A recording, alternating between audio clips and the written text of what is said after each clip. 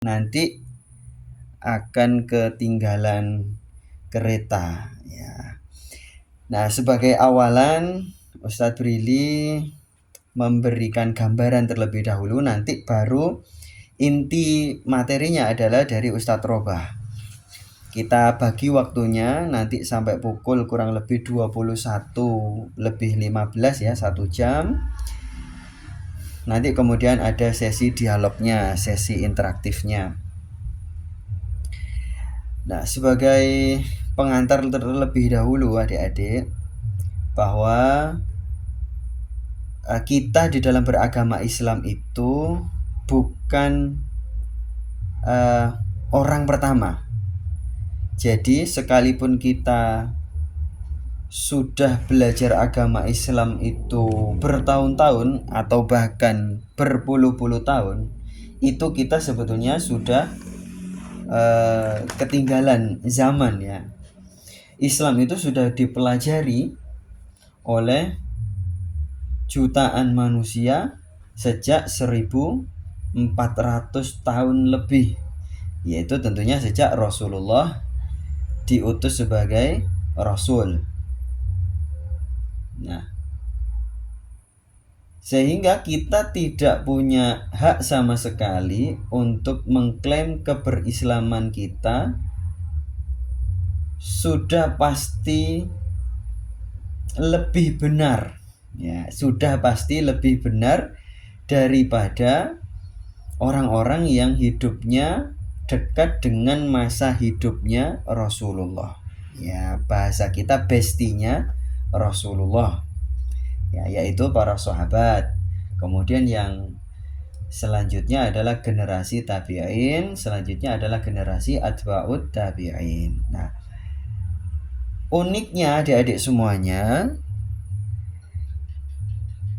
sejak Rasulullah masih hidup, ada banyak aspek agama Islam yang dipahami berbeda-beda oleh banyak umat Islam yang ada pada zaman Rasulullah. Ya, dipahami berbeda-beda. Banyak ya. Itu namanya ikhtilaf. Adapun yang disepakati itu namanya ijma'. Ya. Sudah dapat adik-adik? Bagi yang belum pernah tahu apa itu ikhtilaf, apa itu ijma', silakan dicatat. Jadi yang disepakati itu namanya ijma' sejak zaman Rasulullah, sejak Al-Quran turun. Nah, kalau disepakati apapun itu ya, maka itu namanya ijma'. Kalau diperselisihkan namanya ikhtilaf. Contoh ijma' itu apa? Yaitu sholat itu sehari semalam 5 waktu. Orang yang meyakini sholat itu tidak 5 waktu, cukup 3 waktu, nah ini berarti dia sudah tidak sesuai dengan ajaran Islamnya Rasulullah ya. Nah, itu namanya ijma' kan. Nah, yang ikhtilaf itu apa contohnya? Ikhtilaf, contoh yang paling mudah adalah bahwa sejak zaman Rasulullah banyak hal yang tidak disepakati. Nah, ini contoh saja. Nah, ini misalnya Ustadz Brili barusan menerbitkan ini terjemah kitab Asy-Syifa. Ini baru jilid pertamanya. Nah, kitab Asy-Syifa ini Ustadz Brili sendiri baru ngeh karena baru memfokusi kitab ini. Ternyata banyak sekali yang diperselisihkan. Apa contohnya? Yaitu masalah Isra dan Mi'raj. Ya, itu perselisihannya itu keras sekali. Atau yang dekat-dekat saja ya, yaitu masalah ihdinas siratal mustaqim. Nah, di dalam kitab Asy-Syifa ini ihdinas siratal mustaqim, adik-adik kan taunya berilah kami petunjuk jalan yang lurus. Nah, kemudian adik-adik mencari tahu jalan yang lurus itu apa. Selama ini yang kita ketahui adalah Islam, ya. Ternyata sejak zaman Rasulullah itu sudah ada besti-bestinya Rasulullah yang meyakini as-sirat al-mustaqim, jalan yang lurus itu adalah Nabi Muhammad itu sendiri. Coba, baru tahu ya, ini namanya ikhtilaf. Nah, ikhtilaf itu, perselisihan pendapat itu tidak selalu buruk. Ya, yang buruk adalah iftiraq, perpecahan. Nah, malam hari ini adik-adik, kita kan sudah tahu itu tadi, bahwa sejak zaman Rasulullah saja sudah ada perbedaan pendapat. Nah, malam hari ini kita akan bersama Ustadz Robah Wahabi. Nah, namanya unik sekali ya. Robah Wahabi. Keuntungannya Wahabi berarti. Ya, Wahabi itu apa sih? Buat yang belum tahu, Wahabi itu adalah Muslim yang mengikuti model beragamanya orang bernama Muhammad bin Abdul Wahab. Muhammad bin Abdul Wahab itu siapa? Yaitu tokoh spiritualnya pendiri kerajaan Arab Saudi.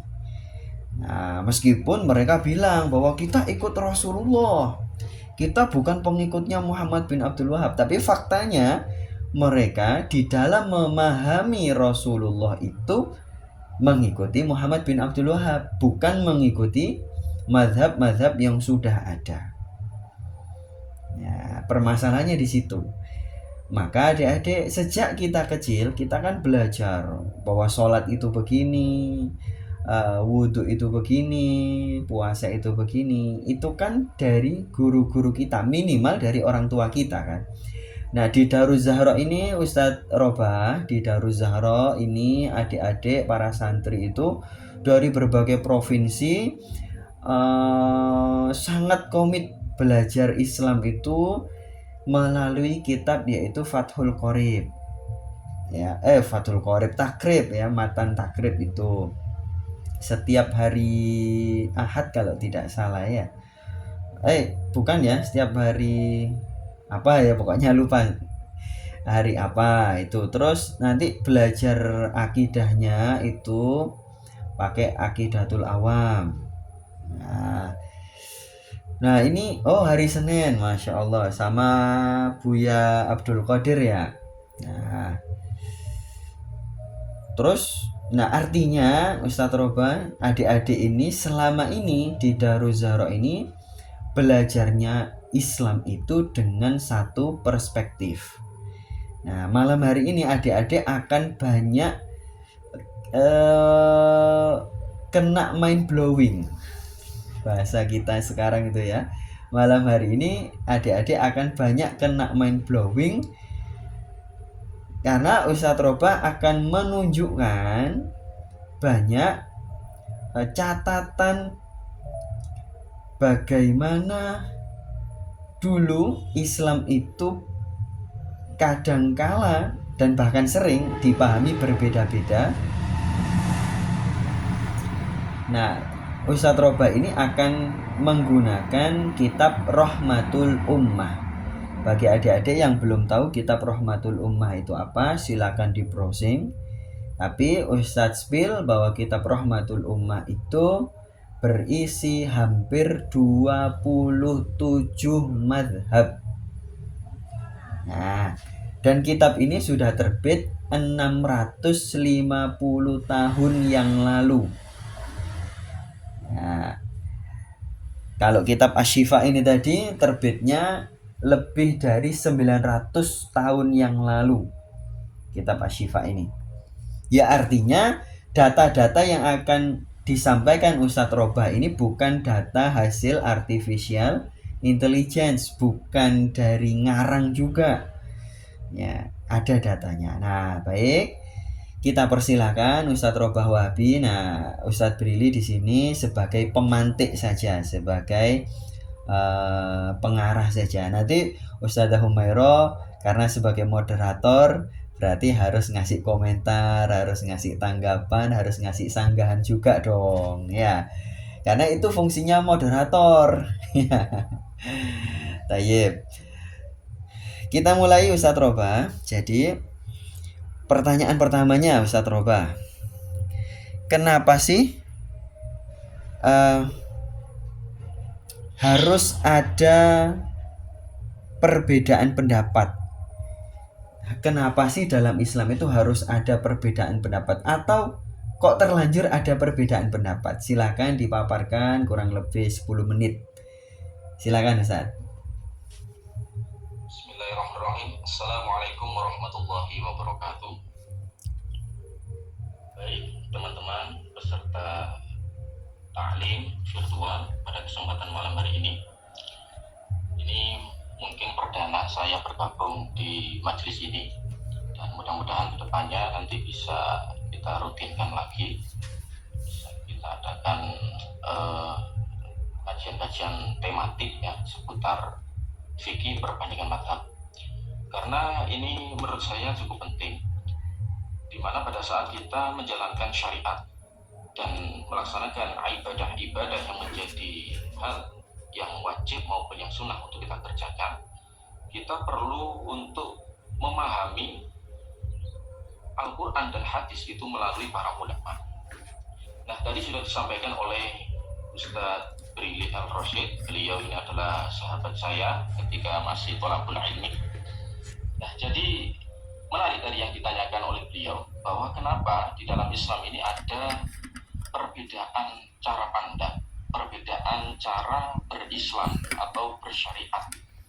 Kenapa kok ada seperti itu? Jadi begini teman-teman, saya mungkin perlu mengawali dengan satu statement yang paling mendasar tentang apa sebetulnya yang melandasi kemunculan dari sebuah perbedaan yang berlaku di antara para ulama. Jadi begini, kita mengenal di dalam ilmu usul, di dalam ilmu ulumul Quran itu juga dipaparkan oleh para ulama tentang apa yang disebut dengan dalil qat'i. Ya, dalil qat'i itu adalah dalil atau sesuatu yang memang tidak bisa berbeda sampai kapanpun dan dimanapun, hal itu akan sama. Ya, misalkan rukun Islam yang 5 itu yang kita amalkan, ini selamanya tidak akan bisa berubah. Sholat itu sehari semalam itu 5 kali. Ya, zuhur, asar, maghrib, isya, subuh, ada yang 4 rakaat, 3 rakaat, dan 2 rakaat. Nah, ini perkara yang qat'i. Jadi tidak ada wilayah berbeda di antara ulama satu dengan ulama yang lain. Nah, ini perlu digarisbawahi. Jadi di dalam Al-Quran maupun Al-Hadis, ya, di sana memuat hal-hal yang memang sangat jelas, sangat gamblang, sehingga para ulama tidak mungkin untuk berbeda di antara mereka.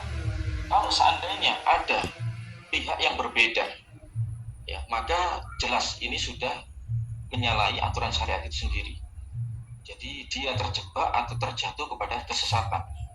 Jadi tidak bisa kemudian dia mengklaim bahwa ini saya berbeda, ini ijtihad saya, ini adalah pola pikir saya pribadi, saya boleh berbeda dengan yang lain. Islam itu kan rahmat, Islam itu sangat menghargai perbedaan. Kalau wilayahnya itu perkara yang qat'i, sesuatu yang sangat jelas, sangat tegas di dalam Al-Quran maupun Al-Hadis, maka ini tidak bisa berbeda di situ.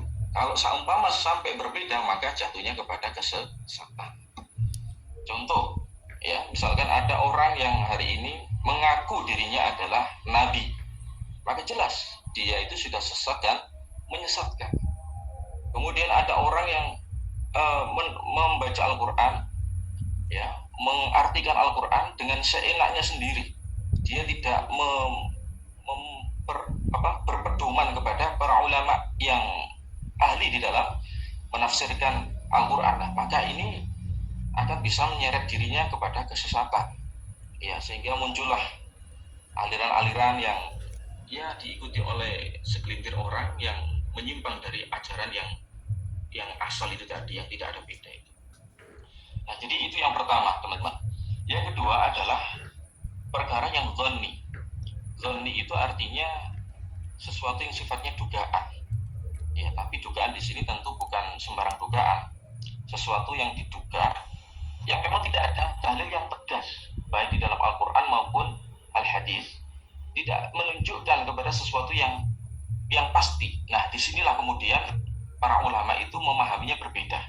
Karena memang satu ulama dengan ulama yang lain itu memiliki pendekatan yang berbeda, ya, antara mazhab satu dengan mazhab yang lain itu memiliki metodologi yang berbeda, sehingga yang tidak jarang mereka berbeda dalam beberapa kasus. Ya, tapi ini sangat wajar sekali. Ya, ini sangat istilahnya tidak sampai menggiring kepada kesesatan atau menggiring kepada penyimpangan. Karena memang tidak ada dalil yang secara tegas dimunculkan atau yang bisa diakses secara jelas, maka para ulama kemudian berijtihad. Nah, ijtihad itu apa? Yaitu mencurahkan segala kemampuan, segala potensi yang dimiliki untuk menggali hukum di dalam Al-Quran maupun Al-Hadis. Jadi memang memaksimalkan semua daya upaya untuk bisa memunculkan sebuah hukum. Ini yang dinamakan dengan ijtihad. Nah, jadi hal yang bersifat ijtihadi, maka satu ulama mazhab dengan yang lain itu bisa berbeda. Nah, maka ini yang kemudian menjadi landasan kenapa cara berislam kita itu kadang-kadang kita mendapati ada hal-hal yang berbeda. Nah, ini sudah ada sejak zaman Rasulullah, sebagaimana tadi yang disinggung oleh Ustadz Brili, bahwasanya pada saat Rasulullah masih ada sekalipun, para sahabat itu juga berbeda. Pernah suatu ketika Rasulullah mengutus beberapa sahabat beliau untuk datang ke negeri Yaman. Beliau mengatakan la yusalliyanna ahadukum illa fi Bani Quraidah. Ya, janganlah kalian melakukan sholat asar, ya, sholatul asri atau sholat asar, kecuali di tanah Bani Quraidah.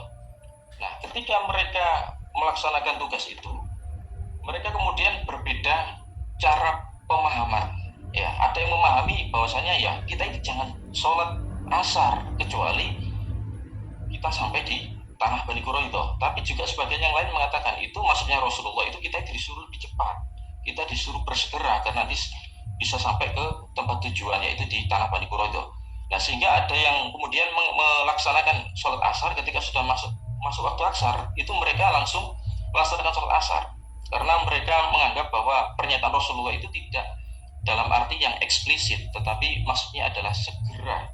Nah, karena berhubung di tengah perjalanan sudah masuk waktu asar, dan waktu asar itu akan habis kalau dipaksakan untuk terus berjalan menuju ke tanah Bani Quraidah, sehingga mereka melaksanakan sholat di tengah perjalanan. Tapi ada sahabat yang lain yang kemudian memahaminya itu secara tekstual, ya, menganggap bahwasanya ya kalau perintah Rasulullah seperti itu ya kita jalankan apa adanya. Nah, sehingga mereka tidak melaksanakan sholat asar sampai tiba di tanah Bani Quraidah, meskipun waktu itu sudah selesai. Nah, jadi seperti itu teman-teman, ya. Maka di sini kita punya konsep dasarnya bahwasanya di dalam kita berislam itu memang ada hal-hal yang tidak ada kompromi untuk berbeda, tetapi dalam konteks lain, ya, dalam masalah yang zaliyah atau ijtihadiyah itu maka kita boleh berbeda pendapat. Dan cuma di sini yang perlu kita garis bawahi adalah bahwa ketika kita menyatakan berbeda dengan saudara-saudara kita yang lain, itu harus memiliki pedoman, sahabat-sahabat. Ya, tidak bisa kemudian kita berbeda dengan versi kita pribadi. Kita baca Quran sendiri, hadis sendiri, kita pahami sendiri, lalu kita simpulkan sendiri, kita munculkan sebuah produk hukum sendiri. Lah, ini tentu tidak sesuai dengan yang dimaksudkan dalam konteks perbedaan adalah rahmat. Itu tidak seperti itu. Maksudnya adalah bahwasanya perbedaan yang dimunculkan oleh para ulama yang sudah mencapai level mujtahid, maka kita bisa memilih di antara mereka yang manapun yang bisa kita kerjakan. Siap. Nah, jadi para ulama mujtahid itu ada cukup banyak. Ya, nah ini nanti silakan dilanjutkan ya. Ini karena waktu kita hanya 10 menit, mungkin bisa nanti dilanjutkan. Siap. Iya bisa. Ya, saya kurang menyimpulkan ya, teman-teman. Siap. Lanjut Ustaz. Kita sudah dapat adik-adik semuanya dari pemaparan Ustadz Roba. 10 menit kita sudah dapat untuk pertanyaan pertama. Nah, lalu adik-adik, setelah kita tahu bahwa memang mau tidak mau ada aspek-aspek dalam agama Islam itu yang diperselisihkan. Tapi tadi seperti kata Ustadz Roba, harus kita punya pedoman. Ya, tidak asal-asalan. Lalu Ustadz Roba, kalau memang mau tidak mau kita itu harus menemukan ada yang disepakati, ada yang tidak disepakati. Apakah berarti kita sebagai muslim yang baru berhijrah itu juga harus belajar itu, atau kita cukup dengan satu perspektif dulu dalam hal-hal yang disepakati dulu, atau bagaimana? Sebab bagi adik-adik yang baru berhijrah itu termasuk juga yang mu'alaf ya, ketika disampaikan sesuatu yang berbeda dari yang sudah diketahui padahal itu benar, itu kemudian dianggap oh ini ajaran sesat, oh ini tidak sesuai Rasulullah. Apalagi di media sosial kan begitu Ustaz ya. Kalau klaimnya kan begitu, banyak yang klaim oh seperti ini mandinya Rasulullah, seperti ini sholatnya Rasulullah, padahal faktanya sejak zaman dulu itu sudah dipelajari oleh para ulama ya, kadangkala tidak seperti yang dipahami oleh mereka-mereka yang di media sosial itu. Nah, silakan Ustadz. Jadi pertanyaannya adalah apakah yang kita milenial hijrah itu harus belajar segera, atau cukup satu model berislam dulu, atau bagaimana, atau bahkan ini mendesak sekali untuk kita pelajari? Silakan Ustaz. Ya baik, ini pertanyaannya